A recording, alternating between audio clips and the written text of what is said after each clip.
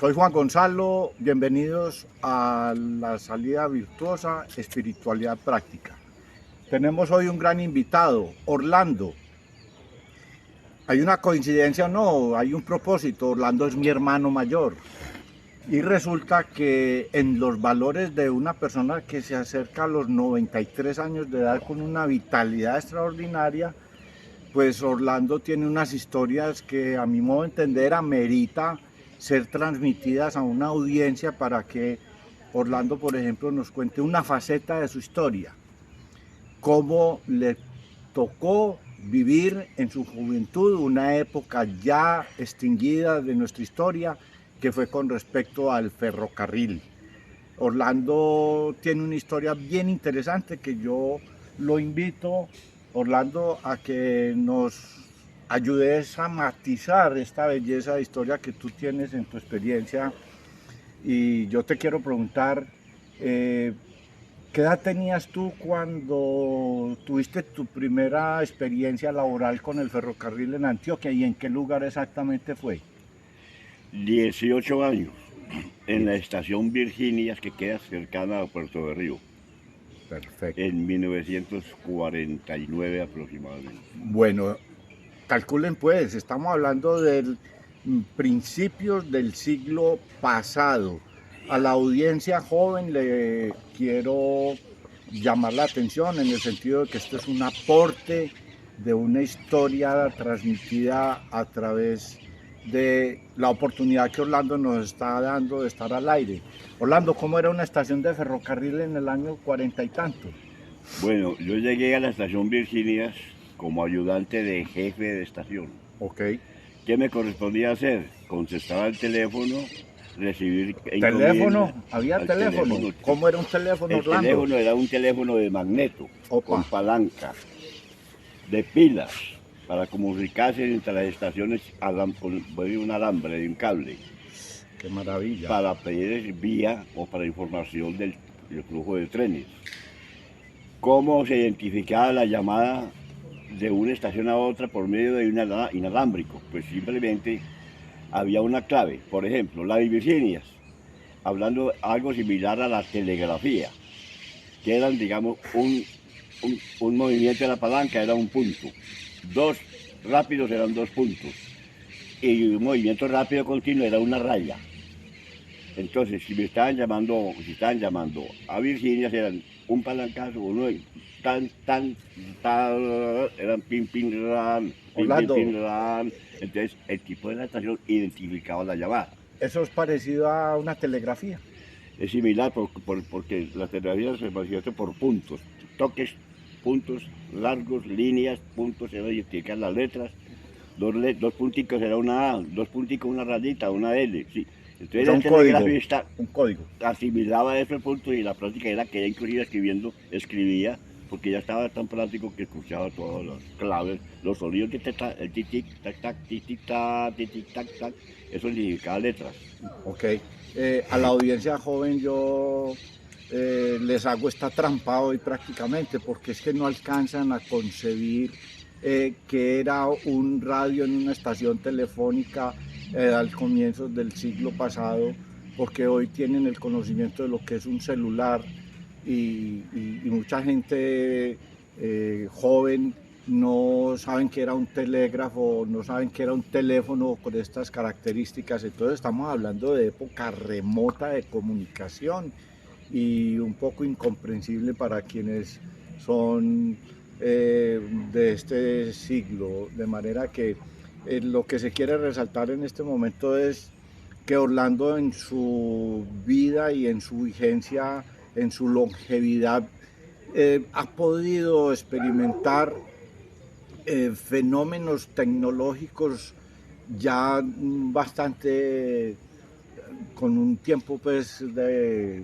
duración bastante largo, comienzos del siglo pasado y ya vamos en el primer cuarto del siglo presente, del año 2023. Estamos en el mes de abril de 2023. Orlando, ¿cómo era una estación de ferrocarril? ¿Qué era la estación de Era una especie ferrocarril? de bodega. Claro, había unos estilos, había muchos estilos en la construcción. Ok. variar estilos, estilos franceses, estilo americano, estilo colombiano y algunas bodegas. Correspondía de una bodega y una oficina para el despacho del jefe de estación y unas bodegas para recibir carga y despachar carga. Esa era una estación. ¿Y tú estabas en una ruta de qué tipo de importancia en el país? Virginia, en esa parte concretamente era una estación calera, le producía cal viva. Oh, Había minas de cal y ganadería bastante. Mucha ganadería y cal. Se cargaban aproximadamente unos 20 o 30 carros, con unos 30 más o menos toneladas de cal para Medellín. Y jaulas ganaderas unas 50 semanales. Gordo, ganado gordo para Medellín. para Entonces es Medellín. una estación de mucha importancia, muy ganadera y muy minera. Bueno, yo te he escuchado sobre un ambiente alrededor de la estación, sobre los pasajeros, sobre los pescadores, sobre el maquinista, sobre un ambiente que tú describes eh, con bastante adorno al tú verbalizar, por ejemplo, en los días festivos el uso del ferrocarril que te tocó ver. ¿Cómo lo describirías? Entre la estación central de Medellín y la estación central de Puerto Berrío había aproximadamente unas 27 estaciones.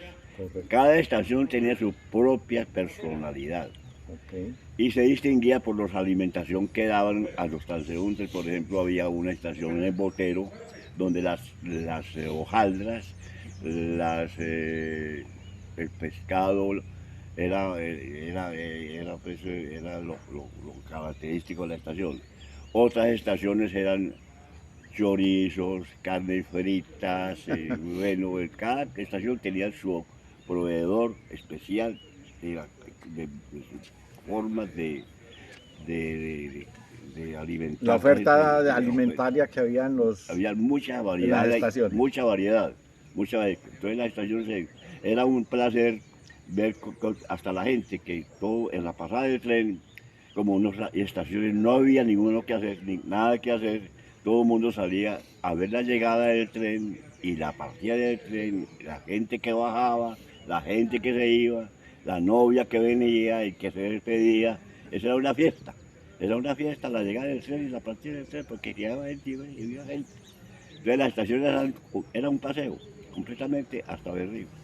Orlando, tecnológicamente hablando, ¿qué resaltarías de las máquinas o las locomotoras que prestaron ese servicio en Antioquia y que tú tanto conoces como los aficionados a vehículos, automotores o las motocicletas, etcétera? Orlando tiene una información que yo te pido que nos dejes ese registro en esta entrevista.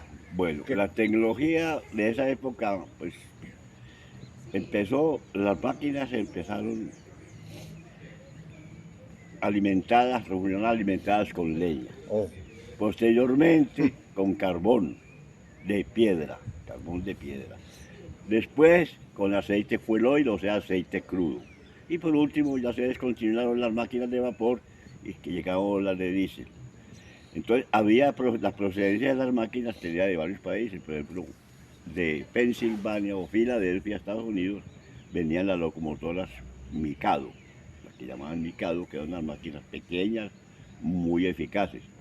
De Inglaterra, de Alemania, la marca Senchel, y como cosa curiosa, había una máquina procedente de Nueva Zelanda. Pues imagínese usted Nueva Zelanda de esa época. increíble. Un aparato que pasaba por ahí 40, 50 toneladas, que es más o menos el peso de una maquinita de esa. 50 toneladas. Traerla hasta Puerto de Río desde Nueva Zelanda y llegar a Barranquilla y coger un transbordador, un planchón y traerla hasta Berrío. Y hay una historia muy bonita de las máquinas. Ustedes conocen, por ejemplo, que hay una maquinita en un parque de Medellín que es la número 1. Sí. Esa no es la número 1, es la 2.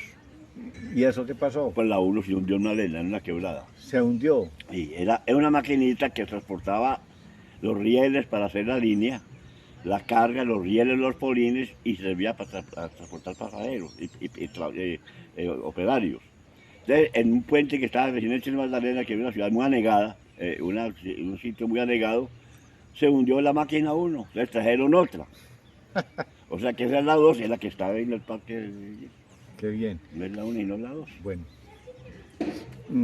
Orlando en su época actual, esa añoranza que tiene el ferrocarril la ha expresado a través de su pintura en acuarelas que a nivel familiar pues tenemos a nuestra disposición y que acompañarán este video en una parte complementaria que vamos a tener y esperamos gozar de su audiencia para una segunda parte de este tema con Orlando, cuyo valor espiritual en el contenido es la valoración de un pasado que se convierte en añoranza, que hace comparación de las épocas, que se reconoce los valores regionales, turísticos, empresariales, como se expresaban en un ferrocarril, y que Orlando hoy traslada